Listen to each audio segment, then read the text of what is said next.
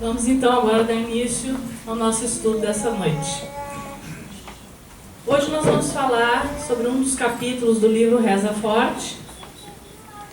O capítulo chama-se Cavalo de Santo, o médium e a sua transformação espiritual na prática da mediunidade de terreiro.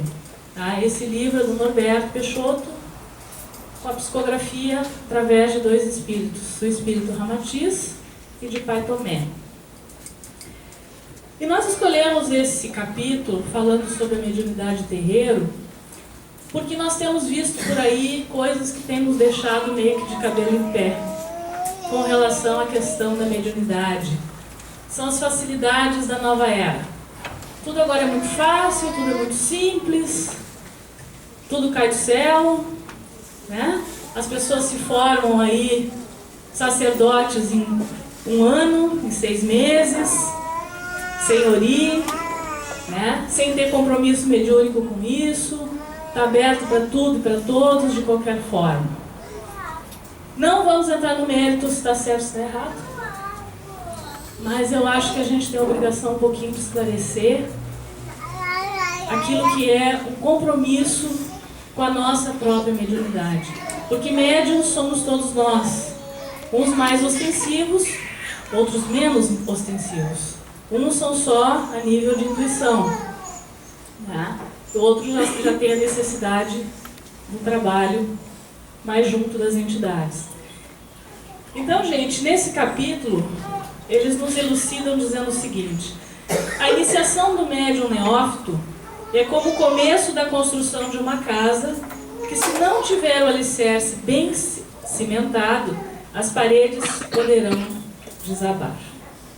Mais adiante, né? A gente sabe que é necessário a gente ter estudo, ter conhecimento.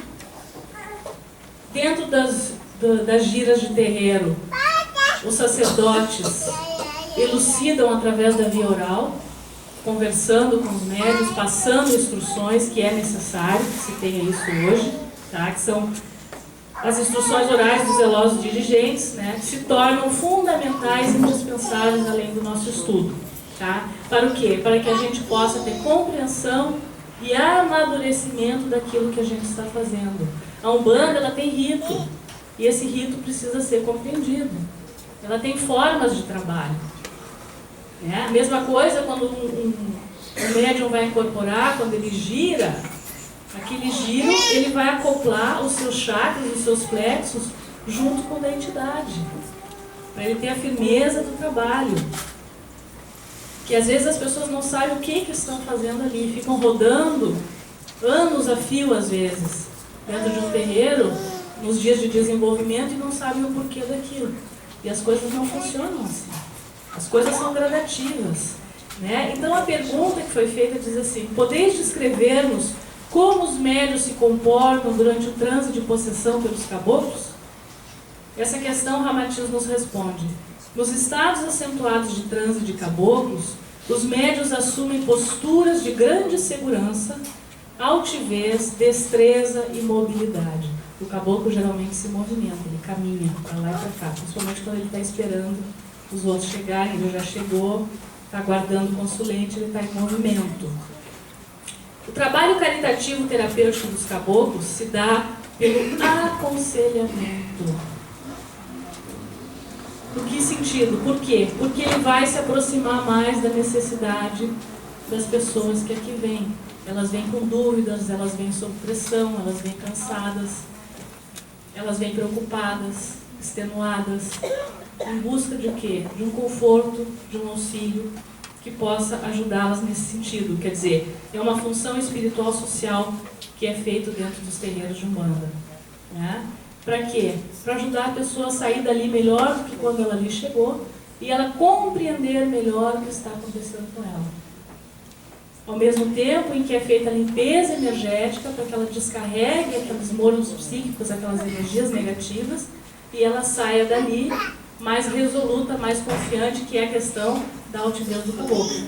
E vocês já devem ter percebido que o caboclo é bastante direto quando ele fala. Ele não é de ficar fazendo muita enrolação, né? Ele chega e é rápido e franco no que ele tem para dizer e para passar para os consulentes. Tá? Já o transe dos pretos velhos, aí é Pai Tomé que conversa, ele diz o seguinte,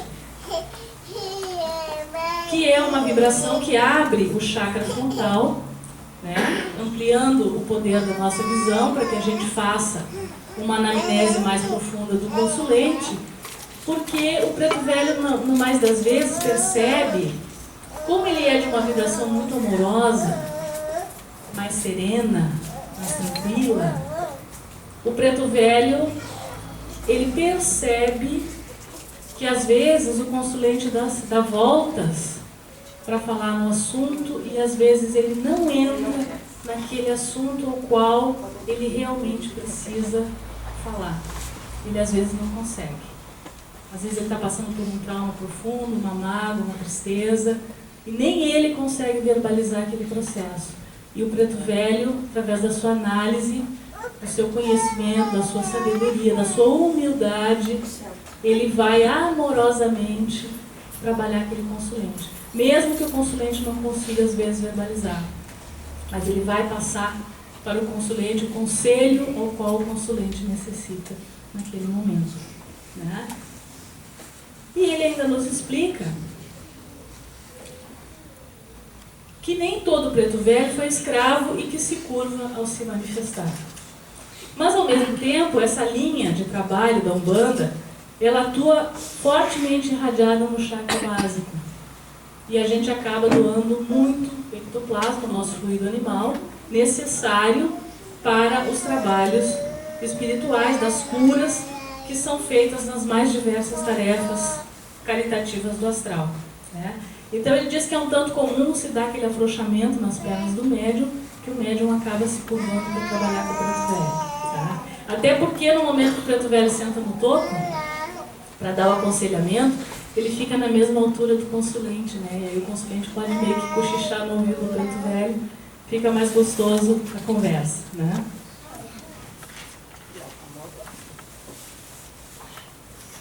E, seguindo adiante, Pai Tomé nos diz o seguinte, que ao incorporar o preto velho no terreiro, o médium vai solidificando em si o amor, a paciência, a humildade. Enfim, ele vai aprendendo a escutar o outro. E é uma forma da gente trabalhando a paciência dentro da gente. Paciência é a ciência da paz, né? E é uma das virtudes mais difíceis da gente exercitar. Né? Já quando se vivencia com o caboclo, o médium é ensinado a ter disciplina, respeito à hierarquia, a valorizar a liberdade de expressão, conhecendo seu próprio poder de realização pessoal. O arquétipo dos caboclos educa os espíritos em evolução e lhes ensina que eles são capazes, que devem ter força suficiente como se fossem uma flecha certeira, para suportar as vicissitudes e os desafios da vida. Com a altivez dos caboclos, o médium aprende a suportar resignadamente os ataques em decorrência do seu trabalho mediúnico na caridade, impregnando em sua estrutura interna a capacidade de relacionar-se com os diversos episódios adversos da vida sem desesperar-se. A mediunidade, gente, não traz facilidade nenhuma para o médium, muito antes pelo contrário. Traz dificuldade, traz uma série de empecilhos para que a gente abandone a nossa mediunidade, para que a gente largue o terreiro, largue a casa espírita, onde a gente faz a caridade. Então esse médium, ele precisa ter firmeza, persistência, paciência, baixar a cabeça e suportar uma série de situações. Né? Muitas vezes a própria família, às vezes puxa a gente para trás, às vezes é o trabalho. Sempre tem uma coisa ou outra no nosso caminho, ou alguém fica doente, para nos desviar do caminho. E se a gente não tiver firmeza, persistência e força de vontade, a gente fica pelo caminho realmente. Mas por outro lado, quando a gente supera as nossas adversidades, a gente se dá conta que podia ter sido pior. O que a gente teve foi muita proteção. E quando a gente entra de forma responsável e disciplinada. E a gente acaba desenvolvendo pelos nossos guias e protetores amor por eles, amor pela tarefa mediúnica, gratidão pela oportunidade que a gente está tendo de amadurecer e de crescer, diante de todas as nossas dificuldades, diante de toda a nossa pequenez. Isso é muito bom, isso é muito gratificante no nosso coração. Porque a energia passa primeiro por a gente. E aquela energia que a gente recebe, aquela amorosidade que nós recebemos dos nossos guias no momento dos atendimentos, ela é indescritível. Ela é uma energia que nos fortalece, que diz assim, é mais um dia. Então, dentro da nossa mediunidade, nós vamos viver o dia de hoje. O nosso momento presente, a hora que a gente coloca o branco, estar à disposição do plano espiritual que nos assiste. Ser médium dentro de um terreiro é fácil. O problema é a gente ser médium do portão para fora, onde as dificuldades do dia a dia nos engolem. Mas aqui dentro é a hora que a gente se fortalece. Aqui dentro é o nosso momento de equilíbrio, de harmonia, né? De nosso fortalecimento individual e em grupo, tá, gente? Então, para a gente ir para os encerramentos, diz o seguinte: é de bom ouvir que ao mesmo tempo em que pratique e vivencie as energias dos orixás na prática ritual dentro dos templos da Umbanda, os médiuns adotem sempre o comedimento, a observação arguta, a introspecção refletida entre as vivências no terreiro, no decorrer dos anos, para o melhor autoconhecimento. Por isso que eu falei lá no início que a gente fica meio estarrecido com a facilidade de hoje. No decorrer dos anos do autoconhecimento. As coisas não acontecem no instalar de Deus. A gente não aprende a identificar o que é nosso daquilo que não é nosso. Né? Os sentimentos que nós estamos cultivando fazem parte da nossa vivência, da nossa experiência, daqueles sentimentos e emoções que estão vindo de fora. Nós levamos tempo para identificar os nossos guias, como é que eles vão atuar, como é que eles vão trabalhar, porque o guia não vem muito diferente do seu médium. É pela lei da afinidade, semelhante atrai o semelhante. E nós temos que aprender com eles. Né? Assim como eles também vêm para aprender com a gente, eles também estão em processo de evolução. Né? Ele diz assim: obviamente, a interiorização da psicologia dos orixás é um caminho de suma importância que pode lhes fornecer referências de comportamento na busca do aperfeiçoamento e da evolução espiritual, enquanto trabalhadores da seara mediúnica com essas forças emanadas do Criador. O exemplo que ele nos dá é Oxalá, que é o atributo da fortaleza, da paciência, estabelecendo a ligação com a espiritualidade maior, conduzindo o despertar da fé,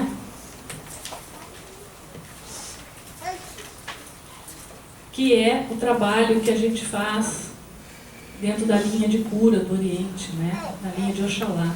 A compreensão do religare com Cristo interno, do qual Jesus foi o mestre maior que passou aqui pela Terra. Né? Então, o médium, ao atuar seguidamente com as entidades da linha do Oriente, que fazem parte, vai gradativamente absorvendo seus atributos e desenvolvendo em si um psiquismo peculiar e simile à irradiação do orixá. E assim vai quando a gente trabalha com falange de Ogum.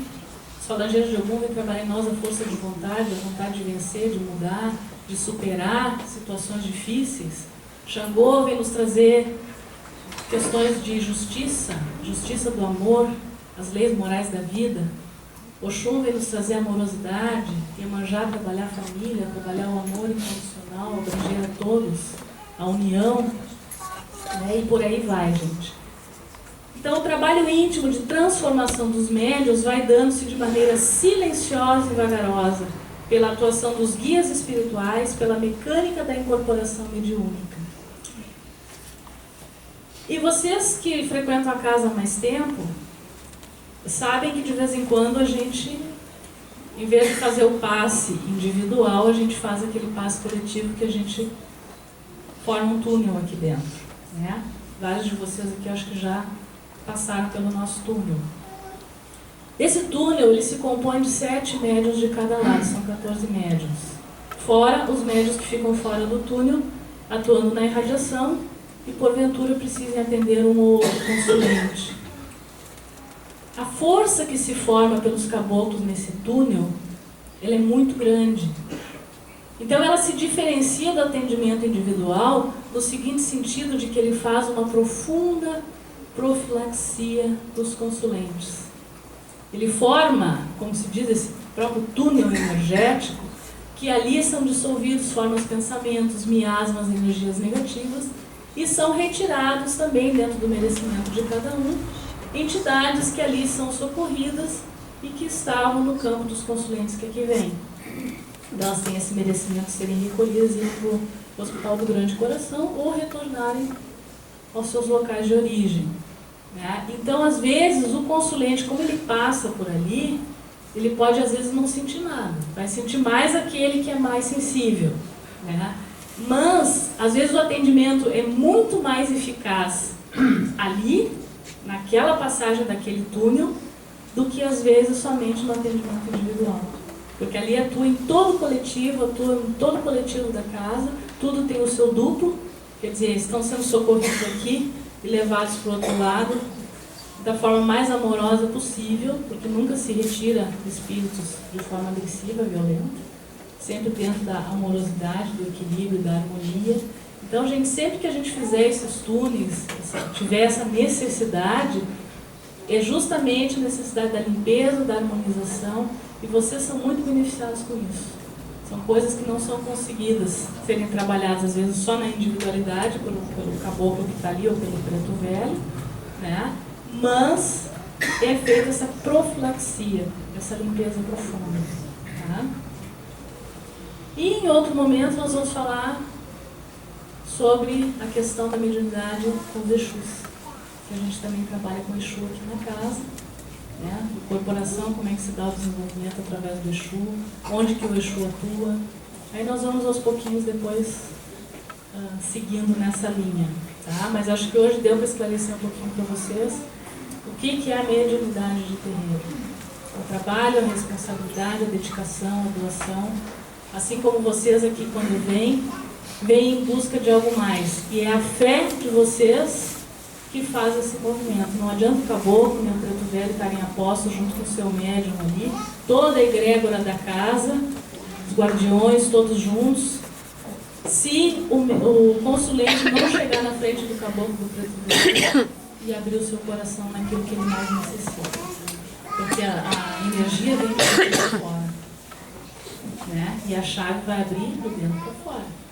Nós temos a chave para abrir o nosso próprio coração. Né? E aquilo que, como disse Jesus, quem pede recebe, quem bate a porta se abre e quem procura encontra. Então vamos passar agora para o nosso ritual do fogo.